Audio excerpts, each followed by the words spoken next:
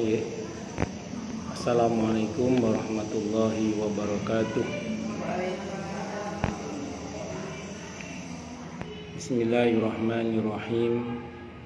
Alhamdulillahi rabbil alamin.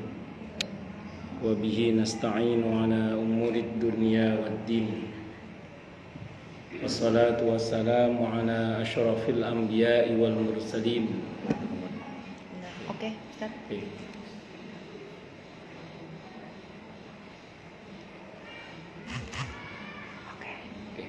Sayyidina wa habibina wa syafi'ina wa qurrati a'yunina wa maulana Muhammadin wa ala alihi wa ashabihi wa dzurriyyatihi ajma'in, amma ba'd. Asyhadu an la ilaha illallah wa asyhadu anna Muhammadar Rasulullah wa ufawwidu amri ilallah innallaha basirun bil ibad. Hasbiyallahu la ilaha illa huwa alaihi tawakkaltu wa huwa rabbul arsyil azim. Qala Allah ta'ala fi kitabihil karim hikayatan an nabiyillahi Musa alaihi salam, Rabbi syrah li sadri wa yassir li amri wahlul 'uqdatam min lisani yafqahu qawli. Para asatidzah, para ibu-ibu sekalian, hafizoni wa hafizakunallah.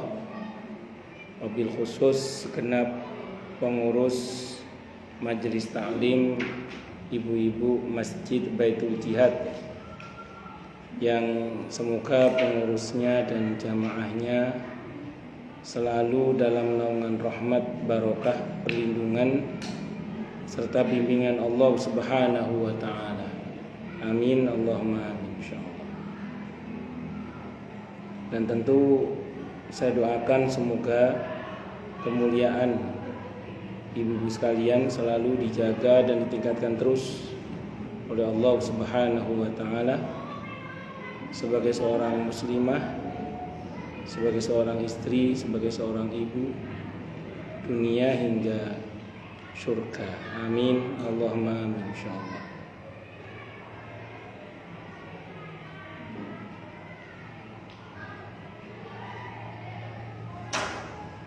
Allahumma inna nas'aluka ilman nafi'ah wa rizqan thayyiba wa amalan mutaqabbala wa fatahallahu lana futuhal arifin. Allahumma inna na'udzubika min ilmi la yanfa' wa amalin la yurfa' wa qalbin la yakhsha' wa du'a'i la yusma'. Allahumma ati anfusana taqwaha wa zakkiha anta khairu man zakkaha anta waliyuha wa maulaha. Allahumma barik lana fi Rajab wa Sya'ban wa ballighna Ramadhana. Amin, Allahumma amin, insyaallah. Ibu-ibu sekalian, hafizani wa hafizakumullah. Halaman 707, betul? Betul ya? Halaman 707 bagian bawah.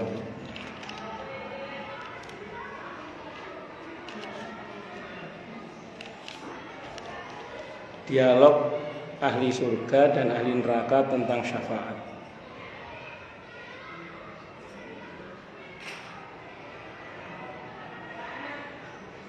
Kemarin sudah kita bahas ya tentang syafaat dari orang yang pernah ditolong kepada orang yang pernah menolong sebelum masuk neraka. Walaupun riwayatnya kemarin itu banyak yang mendhaifkan, sebagian, tidak semuanya. Namun kalau dari segi makna riwayatnya, dia makna hadisnya sahih. Jadi walaupun beberapa riwayatnya ada yang mendhaifkan, tapi maknanya insya Allah sahih. Paling tidak ini menjadi salah satu dalil yang dipakai oleh Imam Al-Qurtubi dalam masalah ini. Karena sering saya sampaikan di sini ya, bahwa hadis yang dhaif itu oleh jumhur ulama masih tetap dipakai selama satu, tidak bertentangan dengan hadis yang sahih. Yang kedua, bukan masalah halal haram. Apalagi kalau masalah fadilah amal, tentu sangat dipakai hadis dhaif itu.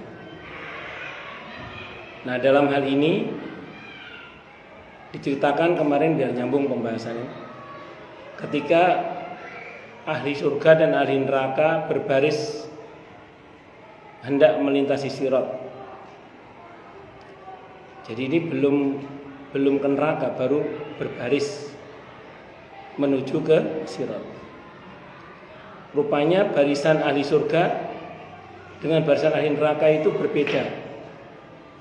Cuman jaraknya nggak jauh rupanya. Kemarin diceritakan gitu ya, jaraknya nggak jauh. Nah, di tengah-tengah ngantri itu ada sebagian mereka yang ketemu karena di dunia dulu pernah ada keterkaitan amal. Ada keterkaitan amal. Di mana dalam riwayat yang kemarin yang ditolong masuk surga, yang pernah ditolong di dunia masuk surga, yang pernah menolong ceritanya masuk neraka ceritanya. Maka terus kemudian orang yang pernah ditolong itu ketemu, dia mengatakan, loh kalau bahasa kita ya, di sana nggak ada lohnya, ini modifikasi. Loh Pak, Bu, kan dulu ibu yang pernah nolong saya, kok ibu ada di situ? Maka orang ini mengajukan kepada Allah syafaat. Ya Allah, saya masuk surga ini gara-gara ibu ini. Beliau yang bantu saya dulu ngasih biaya, ya kok saya belajar, yang ngasih biaya saya belajar beliau dulu. Yang ngasih biaya saya ngaji beliau. Yang beliin Quran saya beliau itu dulu ya Allah. Kalau bahasa kita ya.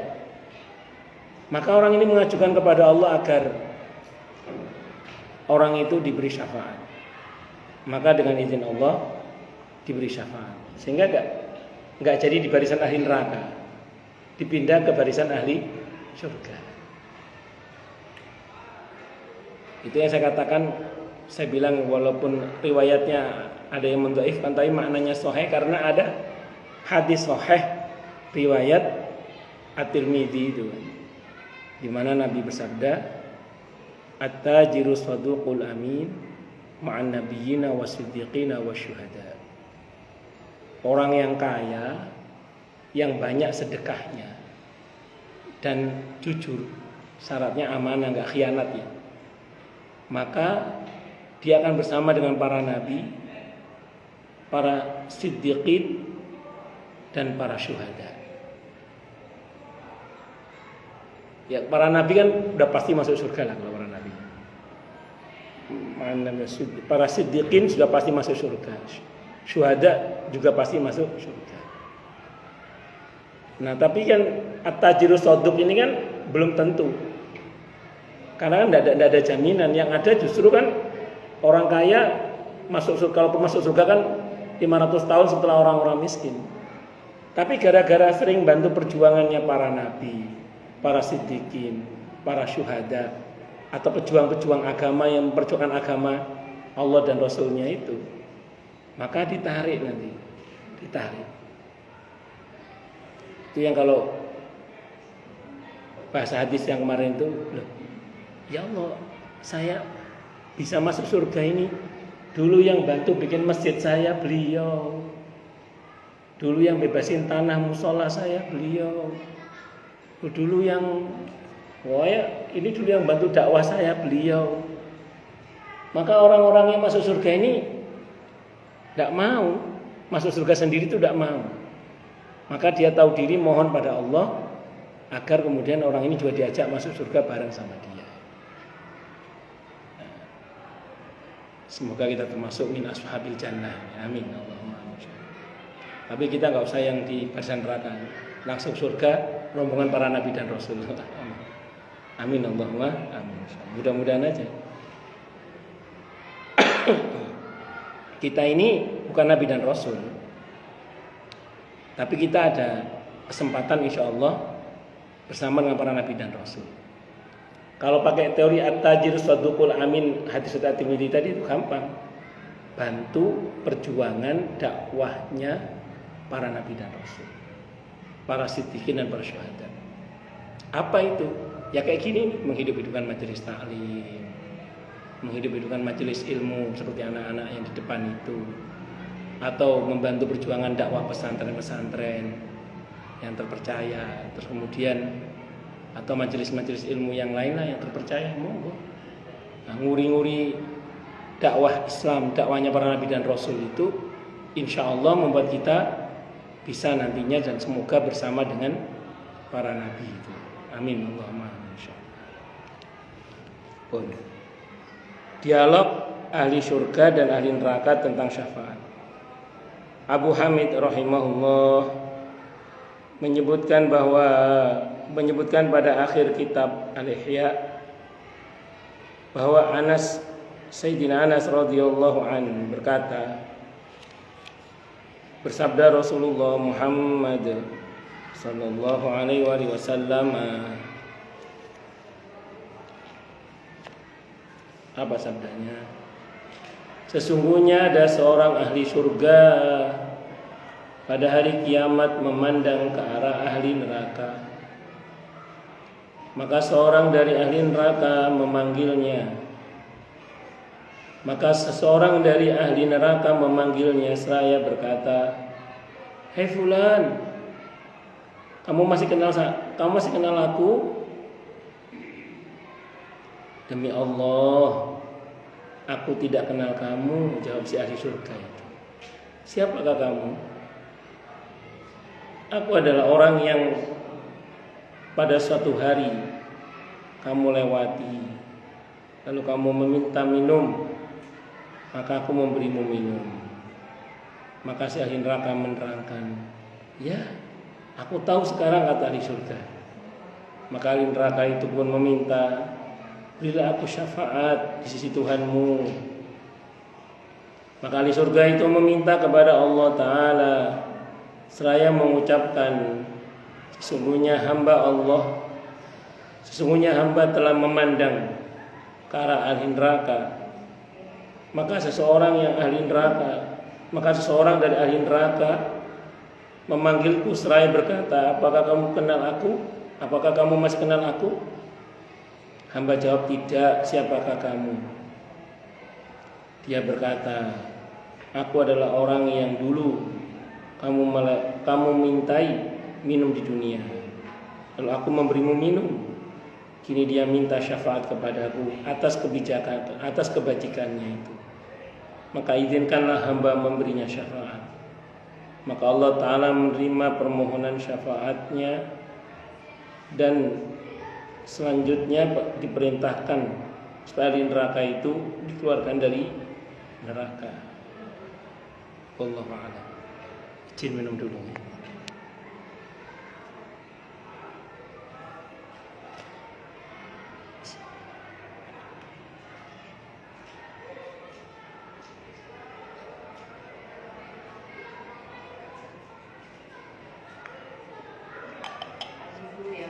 Kenapa?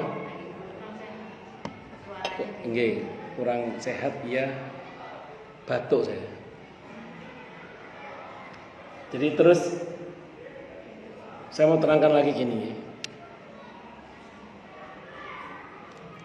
Semoga saya walafiat semuanya ya, insyaallah. Saya mau terangkan dulu gini. Seseorang itu, ini saya ulang ya, walaupun riwayatnya ada yang melemahkan, tapi ini dikutip oleh Al-Ghazali rahimahullah dalam kitab Ihya, dikutip pula oleh Imam Al-Qurtubi dalam kitab At-Tadhkirah. Berarti riwayat ini masih diterima oleh dua ulama besar ini. Dan saya ulang ya, walaupun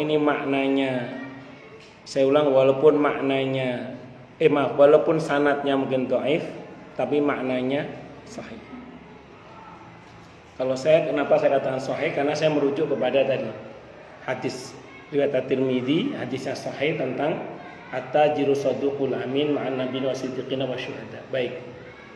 Sekarang saya mau tarik dalam konsep yang ada di dunia saat ini dulu ya. Enggak usah ngomong akhirat dulu, ngomong di dunia dulu. Ketika kita beramal soleh, terus kita merayu Allah dengan amal soleh kita, itu boleh nggak? Namanya apa itu? Bertawassul dengan amal soleh. Saya ulang, kita itu beramal soleh di dunia ini, terus kita bertawassul kepada Allah dengan amal soleh kita, merayu Allah dengan amal soleh kita, itu termasuk tawassul yang dibenarkan. Dan itu mengundang syafaat, pertolongan dari Allah. Contoh, dalam hadis yang ada di Riyadhus Shalihin itu, tentang 3 orang yang terjebak di dalam gua, yang pintunya ketutup batu itu ngerayu Allah bagaimana? Yang satu merayu, ya Allah, hamba punya kedua orang tua, yang ini beliau adalah anak yang berbakti lah sama orang tua. Ya Allah, sekiranya bakti hamba pada orang tua hamba Engkau nilai sebagai sebuah kebaikan yang ikhlas karena Engkau, ya Allah, tolong ya Allah, kabulkan doa hamba, geser batu. Itu dia bertawassul dengan amal solehnya kepada orang tuanya. Tapi bahasanya bukan narsis loh ya, bahasanya merendah tetap. Kalau sekiranya engkau memandang ini sebagai sebuah amal soleh yang ikhlas hamba kerjakan karena Engkau, ya Allah, tolong terima. Jadi enggak narsis gini, hamba udah capek-capek berbakti sama orang tua loh ya Allah, jadi enggak gitu bahasanya. Jadi bukan bahasa kayak narsis gitu, tapi ini bahasa yang ngemis tetap sama. Terus yang satu lagi ngomong, ya Allah, hamba pernah punya karyawan yang intinya dia baik sama karyawannya, nggak tahu diri itu, yang dia tahu-tahu datang ngambil gajinya yang banyaknya udah dikembangkan, nggak tahu terima kasih, tahu-tahu bawa pergi gitu. Terus tapi hamba, kalau sekiranya apa yang hamba kerjakan kepada karyawan hamba itu adalah Engkau nilai sebagai kebaikan yang ikhlas karena Engkau, ya Allah, tolong bantu kami geser batu, geser. Yang terakhir kan yang bantu saudaranya itu yang mau diajak dengan dia mau bantu dan syarat asal mau dizinai itu, terus nggak jadi kan gara-gara takut kepada Allah itu. Nah, terus kalau memang bantuannya selama ini yang dilakukan kepada saudarinya itu adalah ikhlas karena Engkau, ya Allah, maka geser. Nah, kata kuncinya itu apa coba? Ikhlas. Kira-kira kejadian dalam hadis ini akan terjadi nggak kalau orang itu nggak ikhlas? Nah, harus ikhlas. Jadi kenapa?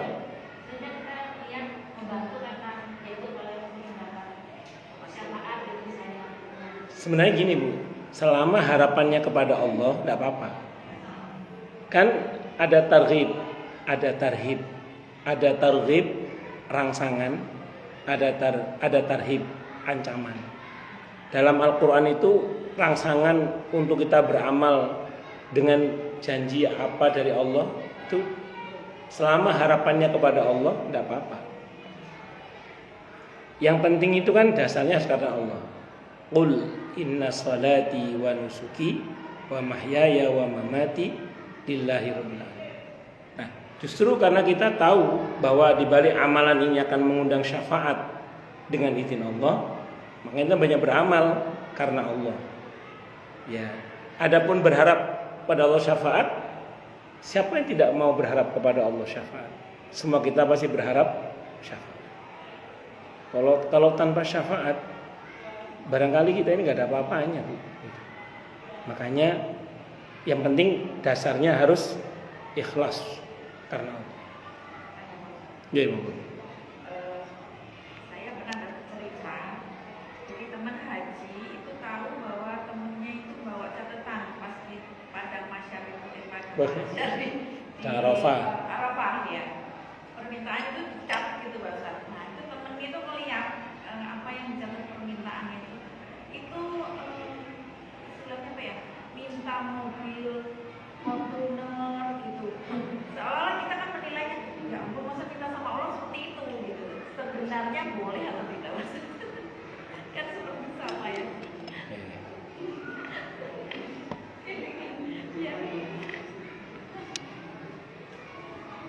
Pertama yang harus dipahami dulu ya dari doa itu gini. Kita jangan niat meregulasi Allah. Kita jangan niat ngatur Allah. Kita jangan niat mendikte Allah. Tapi niatnya ngemis sama Allah. Nah, kalau kita udah mental kita ngemis, doa itu mau dirinci, mau diglobalkan terserah. Yang penting niatnya ngemis. Jangan meregulasi Allah, jangan ngatur Allah. Nah, contoh ya yang penting jangan mendikte Allah. Iya. Tapi tidak apa-apa, yang penting mentalnya ngemis. Jadi menyebutkan saya pengen mobil Fortuner, monggo tidak apa-apa. Tapi yang penting mentalnya ngemis, bukan mental ngatur. Saya pengennya Fortuner ya Allah gitu. Ya kalau nggak Fortuner ya Alphard tidak apa-apa deh ya Allah misalnya. Yang penting itu mentalnya ngemis, jangan ngatur itu aja. Nah, Ibu kalau baca hadis tentang doanya Nabi saat Badar itu secara teks itu kayak ngatur Allah itu. Kalau hari ini kami kalah ya Allah, maka tidak akan ada lagi yang sujud kepadamu ya Allah. Kesannya kayak mengharuskan ke Allah gitu kan. Tapi enggak, mental Nabi saat itu bukan mental ngatur. Mental saking berharapnya. Saking berharapnya. Dalam hadis Sahih Muslim itu saking berharapnya. Saking berharapnya kepada Allah sampai keluar kata-kata seperti itu. Karena saking enggak pengennya beliau itu kalah dan dakwah ini habis. Terus kemudian ada kesalahan diksi dalam hadis Sahih Muslim itu diampuni oleh Allah. Yaitu ketika ada seorang Nabi bercerita dalam hadis itu cerita, ada seorang yang membawa onta dan perbekalannya di tengah gurun Sahara, tiba-tiba ontanya itu hilang. Dicari ke sana kemari nggak ketemu. Saking cuapainya istirahat ya. Begitu istirahat, pas nyandar itu tiba-tiba ontanya kembali. Itu saking sewenengnya itu sampai dia berkata, terima kasih ya Allah, Engkau adalah hambaku dan aku adalah Tuhanmu. Kebalik kan? Terima kasih ya Allah, Engkau adalah hambaku dan aku adalah Tuhanmu. Terima kasih ya Allah, Engkau adalah hambaku, aku adalah Tuhanmu. Kan kualik omongnya itu. Tapi oleh Allah dimaafkan itu. Kenapa? Karena saking senengnya sampai kualik-kualik omongnya itu. Allah Maha tahu maksud dia itu bukan begitu. Nah, jadi kalau dasar mentalnya memang ngemis, ketika dia sebut merek, Allah Maha tahu iki enggak ngatur aku. Iki saking kepingine Fortuner iki, maringi piopo. Kira-kira gitu. Jadi kembali ke mental. Satu dulu Bu ya. Yang kedua, kalau nanti terjadi lagi, diingat-ingat aja bahwa Al-Quran itu pernah menegur seseorang yang ketika berdoa saat haji itu dengan hanya permohonan dunia. Rabbana atina fid dunya itu. Wa ma lahu fil akhirati min khalaq. Karena yang betul adalah Rabbana atina fid dunya hasan. Wa fil akhirati hasan. Wa qina adzabannar. Jadi yang betul itu harusnya ya dunia hasanah, akhirat hasanah, itu yang betul. Nah, jadi bukan duniawi ansih gitu. Itu harusnya. Pun. Jadi kalau perkara mendetilkan saya kira tidak ada masalah insyaallah. Bahkan gini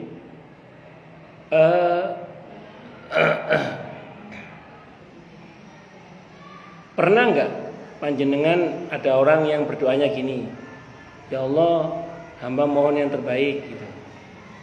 Udah cukup gitu ya. Boleh enggak? Boleh, tidak apa-apa. Tapi dengan segala konsekuensi ya. Karena belum tentu yang terbaik menurut Allah untuk panjenengan kuat nahannya. Nah terus gimana Ustaz? Loh, Kita punya harapan nggak? Punya Ustaz. Ya, sampaikan harapan itu kepada Allah.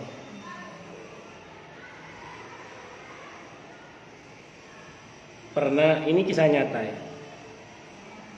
Jamaah Pulau Jawa. Beliau datang ke saya ngomong gini, Ustadz, saya itu sempat khawatir dengan anak perempuan saya. Maka saya doakan dia semoga, ya Allah berikanlah yang terbaik buat anak perempuan saya, dia bilang gitu. Ya Allah berikanlah yang terbaik buat anak perempuan saya. Anak saya meninggal Ustaz, dia bilang gitu. Gimana ya Ustaz ya, kan saya minta yang terbaik. Terus saya bilang sama beliau, Ibu minta apa tadi? Yang terbaik kepada Allah untuk putri Ibu. Iya. Terus apa jawaban Allah? Meninggal Ustaz. Ya sudah, itu terbaik buat putri Ibu. Tapi kan Ustaz, tapi apa? Saya kan pengennya anak saya itu jadi anak yang solihah, maksudnya yang gini-gini. Loh kenapa nggak ngomong? Kenapa nggak disampaikan kepada Allah? Harapannya itu sampaikan. Makanya gini, ini saat itu saya ngomong gini, kurang lebih ya. Coba tunjuk ke saya doanya Nabi atau doa di Al-Quran yang mengatakan, Ya Allah, hamba mohon yang terbaik, terus titik, cari, ada nggak? Yang ada itu Anda baca nanti doanya Nabi itu. Rata-rata syarat dengan harapan-harapan. Ilmu yang bermanfaat, rizki yang baik, yang luas, sembuh dari penyakit. Apalagi coba, banyak itu.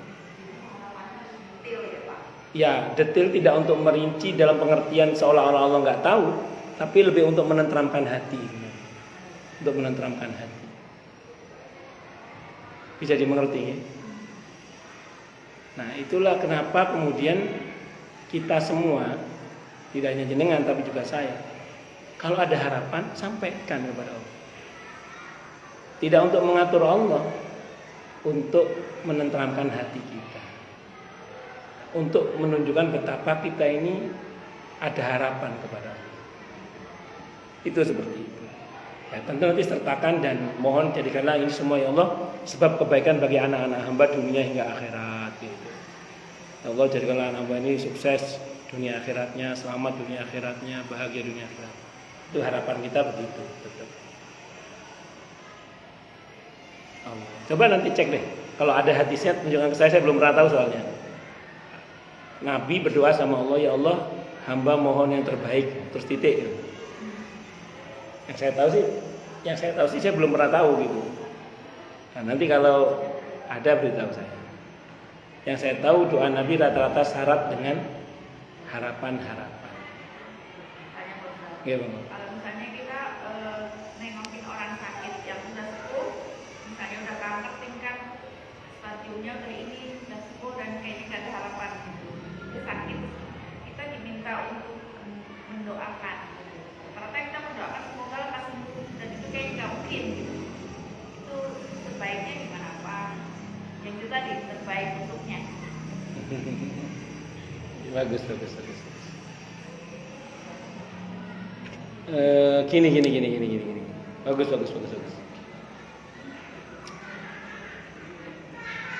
Sebenarnya sih kalau yang Nabi ajarkan di dalam kitab ini di awal-awal bab ini ya, berharapan sembuh itu masih diperintah dalam agama.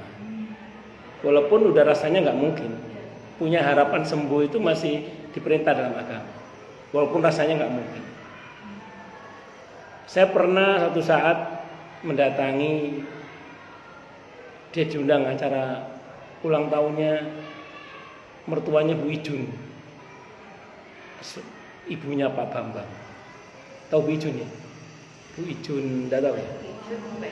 Iya Bu Ijun, ya. Ya Bu Ijun, suaminya namanya Pak Bambang. Dan mertuanya itu udah sepuh. Bu Ijun sendiri ibunya udah sepuh banget. Itu usianya saat itu saya datang usianya sudah 90 tahun lebih lah. Saya datang kan, saya doakan, Bu, semoga diberi panjang umur yang mubarakah. Kok panjang umur? Mau berapa lama lagi? Udah capek saya katanya. Jadi saya doakan panjang umur itu beliau tidak mau. Jadi alasannya karena udah capek. Teman saya udah pada mati semua. Saya masa panjang umur katanya. Ya udah saya doakan semoga sisa umur ibu diberkahi oleh Allah. Terus sehat walafiat. Kayak ini saya doakan gitu akhirnya. Mau didoakan panjang umur enggak mau. Karena udah kepanjangan umurnya. Udah umur 90 lebih. Ngomongnya gitu. Nah, kecuali yang begitu kan beliau masih bisa ngomong. Kalau yang sakit, kalau masih ada harapan, doakan kebaikan, kesembuhan. Nah, memang dalam hadis Sahih Muslim di antaranya, Nabi bersabda gini. Kalau gak kuat hati lah. Jangan wis gak delok mesake, gak tega. Gak tega lorone, tega patine gak tega lorone agak gimana? Ya pokoknya gak tega lah. Delok sakitnya aduh gak saking tersiksa dia ini. Kalau memang tidak boleh tidak kata Nabi, doanya gini, ya Allah, kalau sekiranya untuknya hidup itu lebih baik, maka hidupkanlah dia dalam kemampuan. Tapi kalau sekiranya wafat untuknya lebih baik, maka wafatkanlah dalam keadaan husnul khotimah. Jadi diserahkan kepada Allah. Nah, biasanya les keluarga ada mulai, kadang kan biasanya keluarga berantem itu bukan berantem batin maksudnya, antara pihak yang menginginkan dia bertahan dan pihak yang mengatakan, kasihan dia ini udah diikhlaskan saja. Kan pilihannya sulit kadang ya. Ya, karena sebagian pihak menginginkan kasihan wis diikhlasno wae. Tapi satu sisi masih ada yang ingin mempertahankan. Maka yang begitu itu doanya kata gitu. Wis kita serahkan sama Allah aja, biarkan Allah yang memutuskan. Biasanya nanti setelahnya dibacakan surah Ar-Ra'd biasanya. Kalau dibacakan surah Ar-Ra'd biasanya enggak lama biasanya. Enggak lama sembuh atau enggak lama kemudian Allah eksekusi. Biasanya gitu. Ar-Ra'd itu surah ke-13. Ar-Ra'd satu surat. Biasanya Ar-Ra'd itu ayat ruqyah.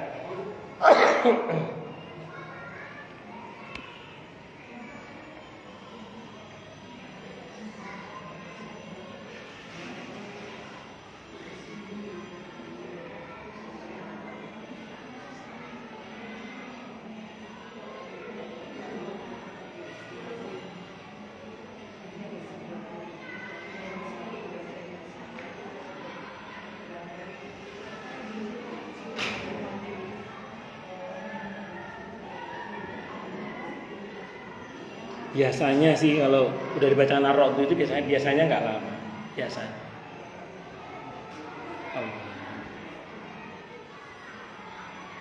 Bismillahirrahmanirrahim.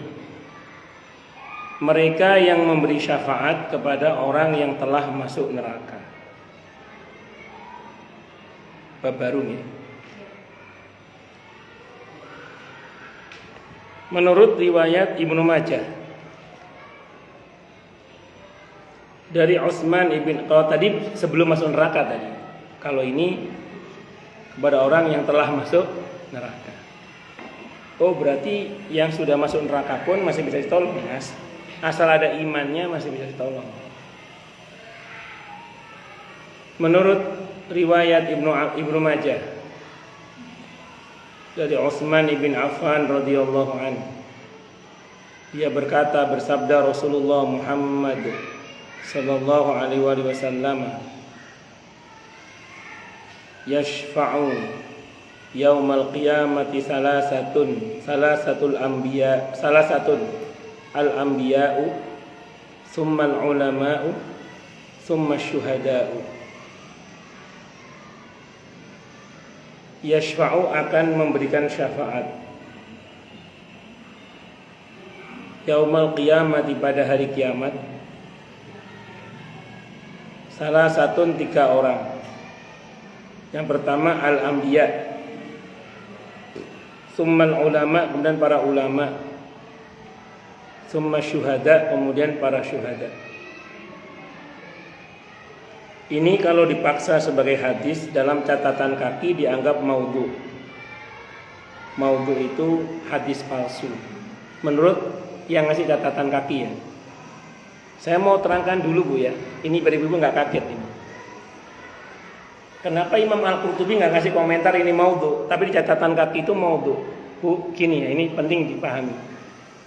Ada kitab hadis Bu, ditulis oleh Ibnul Jauzi rahimahullah, namanya Al-Mawdu'at. Al-Mawdu'at itu artinya daftar hadis palsu.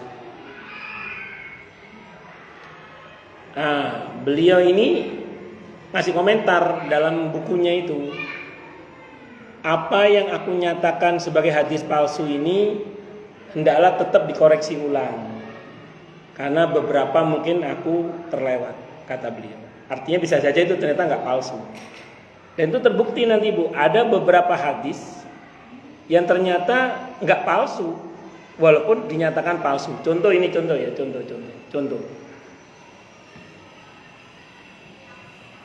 Ibu tahu nggak hadis tentang barang siapa yang baca ayat kursi setelah sholat 5 waktu, maka tidak ada yang menghalangi dia dengan surga kecuali kematian.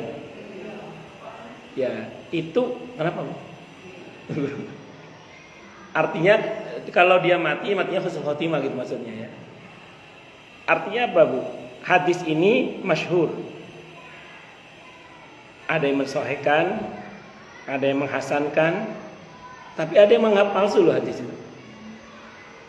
Padahal tidak semua ulama menganggap hadis itu palsu. Artinya ada ulama yang mengatakan hadis itu palsu, itu ada bahkan. Tapi ternyata hadis itu tidak palsu menurut ulama yang lainnya. Kita termasuk, saya pribadi termasuk yang nggak menganggap itu palsu, karena saya merujuk pada ulama yang menganggap itu tidak palsu. Itu contoh. Contoh yang lain misalnya, pernah dengar istilah gini nggak?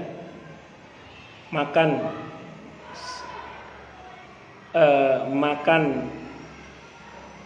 ketika lapar dan berhenti makan sebelum kenyang. Karena ada yang mengatakan itu hadis palsu.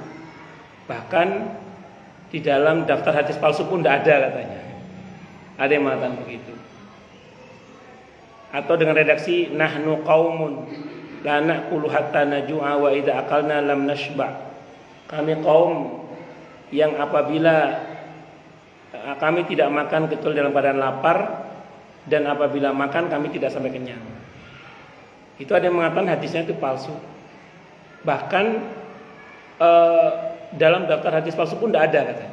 Oke. Nanti baca Sirah Nabawiyah sesekali. Itu diantara hadiah dari Raja Mesir untuk Nabi kita Muhammad SAW, di samping Sayyidah Maria Al-Qibtiyah radhiyallahu anha, di antara hadiah dari Raja Mesir adalah para dokter. Para dokter yang dikirim untuk Nabi kita Muhammad sallallahu alaihi wasallam. Ada dalam Sirah Nabawiyah. Cuman karena dokter ini nggak ada kerjaan, wong yang mau diobati sehat terus, nggak pernah sakit, maka disuruh pulanglah ke Mesir kan. Wis kono dok, mulai dok, dono penggawean deh gini. Di mana tengah-tengah mulailah suruh pulang ke Mesir. Sampai di Mesir, kata Raja Mesir, loh kok pulang? Emang kenapa kok pulang? Iya, sama Nabi Muhammad suruh pulang, orangnya nggak pernah sakit kata. Loh kok bisa nggak pernah sakit? Apa rahasia sehatnya Nabi Muhammad SAW?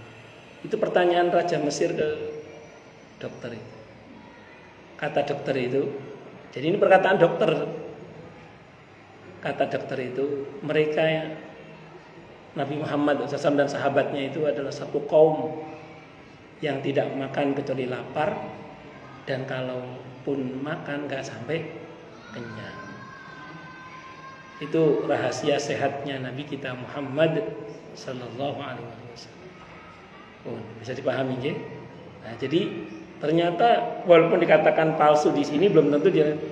Dan taruhlah misalnya ya, ini kalau dipaksa sebagai hadis palsu misalnya gitu. Maka terkadang dia sahih sebagai nasihat.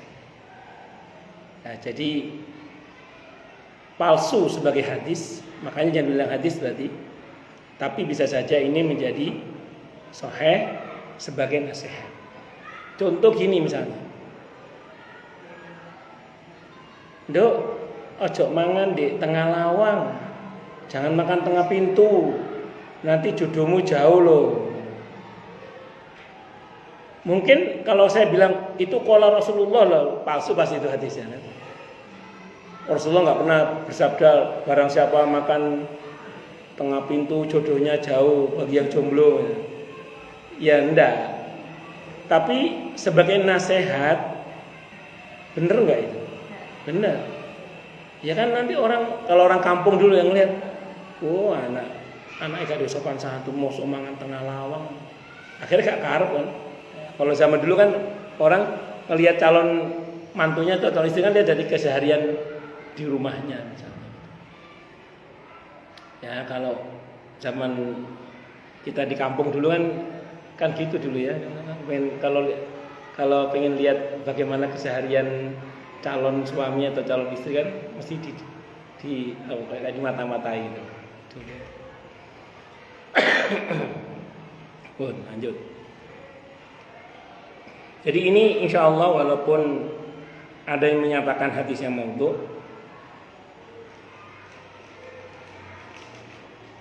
tapi ini dipakai oleh Imam Al-Qurtubi, jadi kemungkinan beliau tidak memandang ini sebagai hadis yang maudhu. Dan menurut saya ini dari segi isi matan hadis ini maknanya sahih. Nanti dengan izin Allah yang bisa memberikan syafaat itu pertama para nabi. Itu jelas ya, para nabi.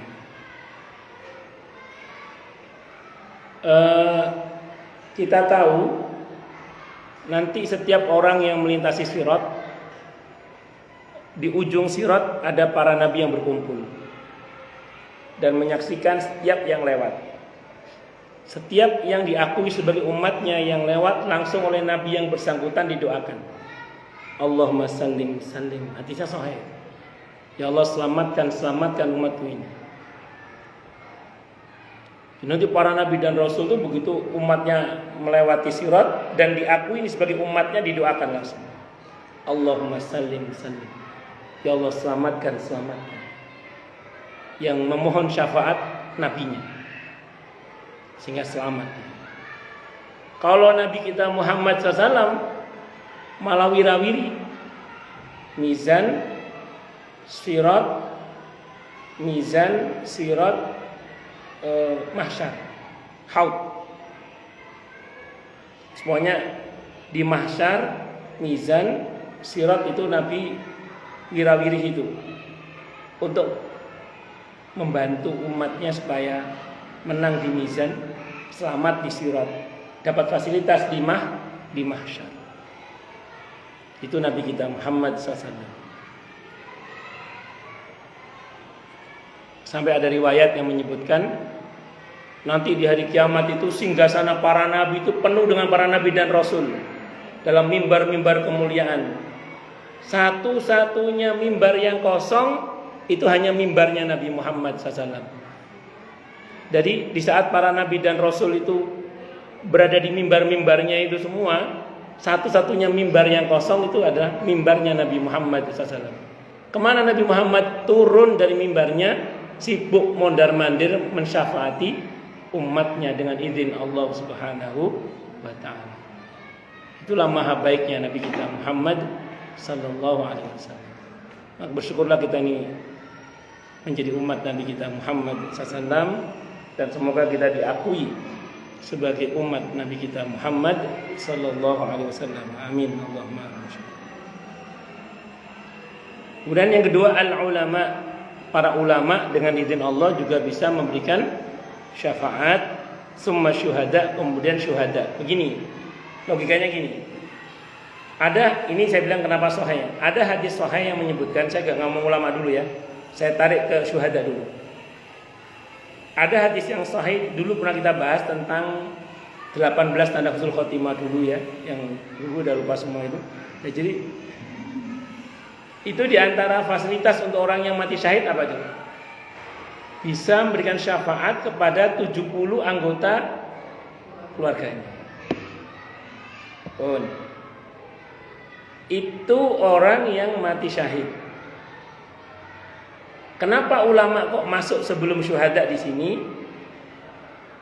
Kata penjelasan para ulama gini, tinta para ulama itu lebih bernilai di sisi Allah daripada darah para syuhada. Saya ulang, tinta para ulama di sisi Allah itu lebih bernilai daripada darah para syuhada. Karena orang-orang berjuang di jalan Allah hingga mati syahid itu kalau bukan karena tinta para ulama, apa yang ngerti mereka itu tentang keutamaan jihad di jalan Allah. Makanya pantas kalau para ulama juga punya eskala dari Allah untuk bisa memberikan syafaat dengan izin Allah. Makanya walaupun hadis ini dipersoalkan oleh sebagian para ulama, tapi kandungan isinya sahih, sependek yang saya paham. Wallahu a'lam bishawab.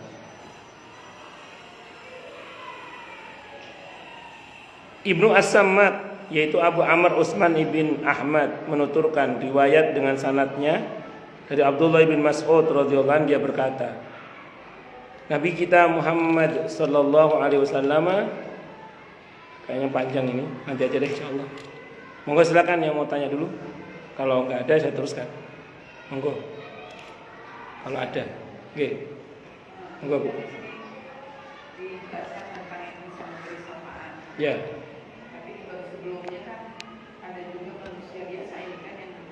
Iya, betul. Dari barisan yang mau berapa? Iya, betul. Bisa dengan izin Allah.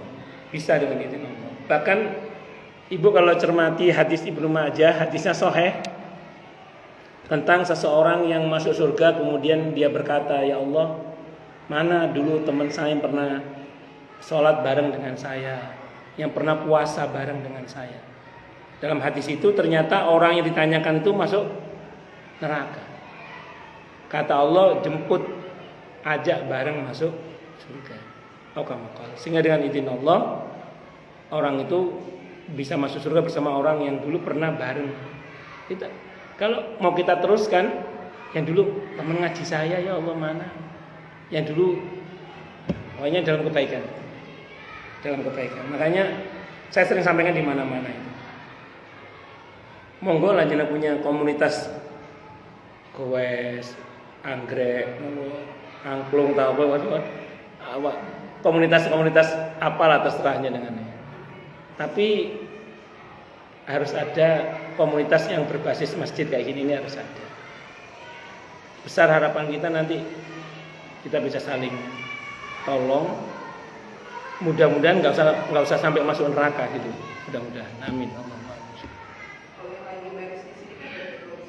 Belum itu. Kalau itu belum, iya. Itu belum. Itu prosesnya itu untuk orang yang pernah membantu dan yang dibantu. Cuman dalam kasus itu yang pernah bantu itu ya kok pasti barisan ahli neraka itu.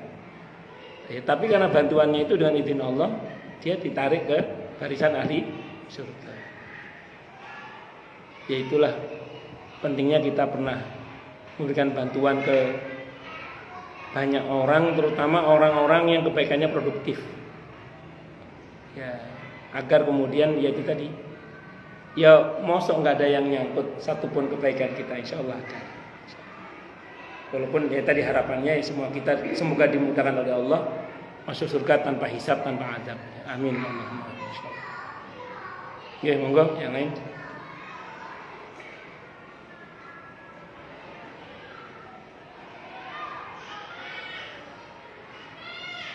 Oke, monggo.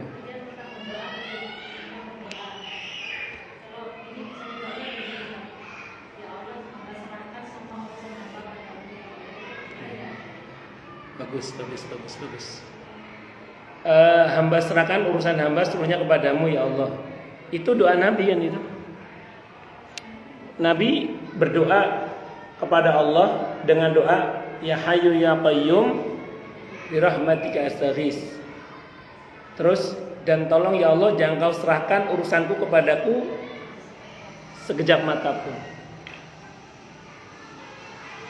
Artinya jangan sampai urusan hamba yang ngurus ya Allah. Tolong bantu hamba urus urusan hamba ya Allah. Karena kita nggak bisa ngurus urusan kita sendiri. Allah lah yang maha mengurus seluruh urusan hamba-hambanya. Dan di antara kalimat tawakal yang Allah ajarkan dalam Al-Quran, yang itu dipakai oleh Nabi Musa, yang efeknya itu semua rencana jahatnya Fir'aun batal, malah menghantam dia sendiri sehingga yang mati malah Fir'aun kan. Itu adalah kalimat apa? Wa ufawwidhu amri ilallah innallaha basirun bil ibad. Aku serahkan urusanku kepada Allah, sungguhnya Allah maha melihat hamba-hambanya. Jadi lebih tepatnya itu kalimat tawakal. Kalimat tawakal. Bahkan kita jangan nantang-nantang kepada Allah akan ngurus urusan kita sendiri. Capek. Ada banyak hal yang orang itu tidak menduga. Baik dalam pengertian ketertataan sekarang yang berujung pada keberantakan di belakang hari, atau sebaliknya keberantakan sekarang tapi tiba-tiba tertata di belakang hari, itu semua bisa terjadi sewaktu-waktu. Maka kita harus banyak berserah kepada Allah, bergantung hanya kepada Allah, bersandar hanya kepada Allah dengan totalitas dalam hati.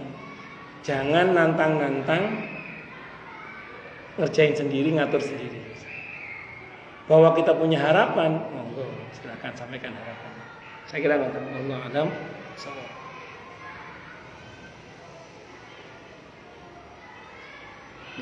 Monggo silakan yang lain.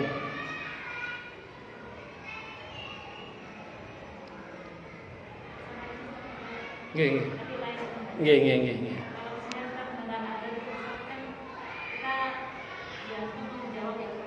Oke.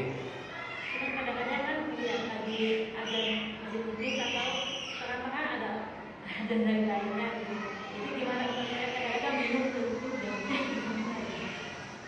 Sebenarnya kalau memungkinkan diketahui, jawab adzan yang paling dekat.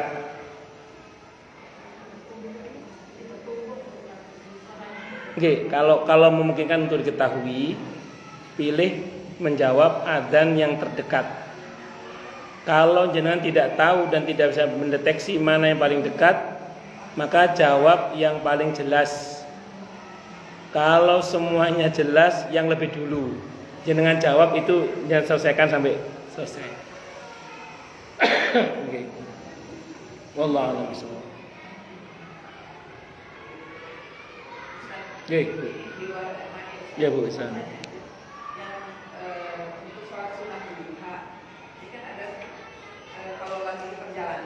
Yeah. Nabi tidak pernah melakukan sholat duha kalau lagi safar. Jadi kita terus yang berasumsi ya kalau lagi safar tidak perlu sholat duha. Jadi yang namanya yang dilakukan Nabi itu kan sholat tahajud. Terus nanti saya jawab. Kalau sholat duha emang seperti itu. Jadi kalau lagi safar kita ya. Sampun, saya jawab nggih. Yang Nabi tinggalkan saat safar itu sholat sunnah rawatib, kecuali qobliyah subuh. Nabi saat safar itu meninggalkan sholat sunnah rawatib, qobliyah ba'diyah itu kecuali subuh. Satu dulu nggih, satu dulu. Mengenai sholat sunnah yang lain, Nabi sependek yang saya baca tetap mengerjakan. termasuk sholat duha. Ada dalam fikih sunnah Sayyid Sabiq. Hadisnya riwayat Ahmad, disahihkan oleh Ibnu Huzaimah dan Al-Hakim. Sahabat Anas ibn Malik radhiyallahu an bercerita. Kata sahabat Anas, dalam sebuah perjalanan safar, aku melihat Rasulullah sallallahu alaihi wasallam salat duha 8 rakaat. 8 rakaat. Iya. Kata sahabat Anas itu, dalam safar, ini hadisnya riwayat Ahmad, disahihkan oleh Ibnu Huzaimah dan Al-Hakim. Yang cerita sahabat Anas bin Malik radhiyallahu anhu, dalam sebuah safar aku melihat Rasulullah sallallahu alaihi wasallam mengerjakan sholat duha berapa? 8 rakaat. Selesai sholat, beliau menemui kami sambil bersabda, barusan aku selesai mengerjakan sholat dengan penuh pengharapan dan kecemasan. Aku mohon kepada Allah 3 hal. 2 Allah kabulkan, 1 Allah tolak. Yang pertama, aku mohon kepada Allah agar umatku jangan diuji dengan paceklik yang membinasakan, dan Allah kabulkan. Jadi insya Allah, kalau kita masih rajin bersolawat untuk Nabi Muhammad SAW dan berusaha mengikuti sunnahnya dan mendakwakan sunnahnya, insya Allah lah, kita nggak akan diuji oleh Allah dengan paceklik yang membinasakan, insya Allah. Kemudian yang kedua, aku mohon kepada Allah agar umatku jangan kalah dalam menghadapi musuhnya. Allah kabulkan. Kata Imam Suyuti, muslimin itu kalau perang, kalau menang itu dapat rampasan perang. Kalau mati syahid, dua-duanya menang. Itu kalau kata Imam Suyuti. Ini orang muslimin kalau perang menang dapat rampasan perang. Kalau mati syahid, dua-duanya menang. Yang ketiga, aku mohon pada Allah agar umatku jadi satu saja. Aku mohon pada Allah agar umatku jadi satu saja. Yang terakhir ditolak ini, kata Nabi. Jadi Nabi pengen umatnya jadi satu saja. Kenapa? Kan 3 yang dikabulkan tuh. Enggak, minta 3, 2 dikabulkan, 1 ditolak. Jadi yang terakhir ditolak. Aku minta umatku jadi satu aja. Ngerti gak apa maksudnya itu?